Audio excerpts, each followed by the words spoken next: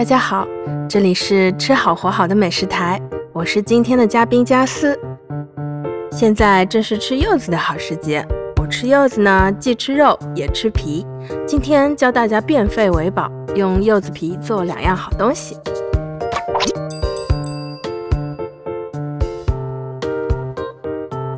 柚子皮上都会有一层天然果蜡，用盐搓一搓，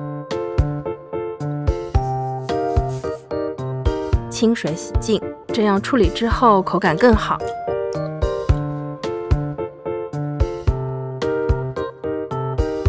我们先来做柚皮糖，把白色皮囊的部分剔除2/3，将皮切成手指粗细的长条。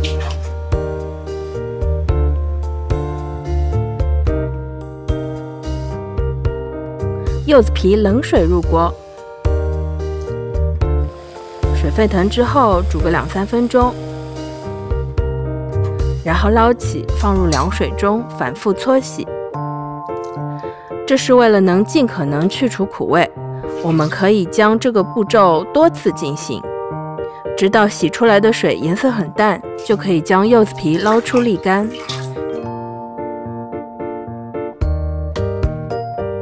取一口锅子，加200克冰糖，100毫升水，煮至冰糖融化后放入柚子皮，翻炒至起沙发白，盛出来放凉就可以吃啦。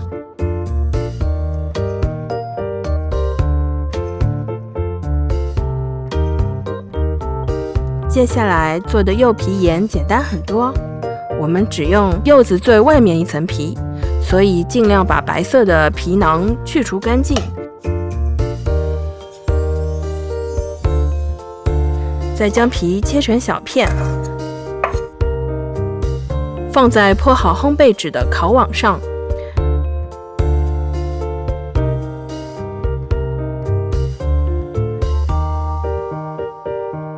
在预热至100度的烤箱中烤10分钟。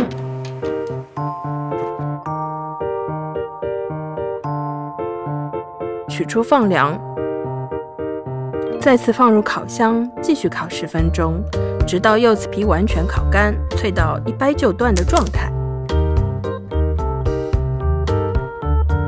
然后我们将烤干的柚子皮捣成小碎片，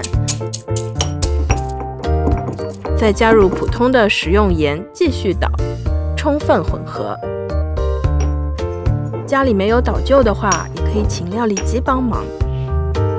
做好的柚皮盐罐装密封，可以保存很久。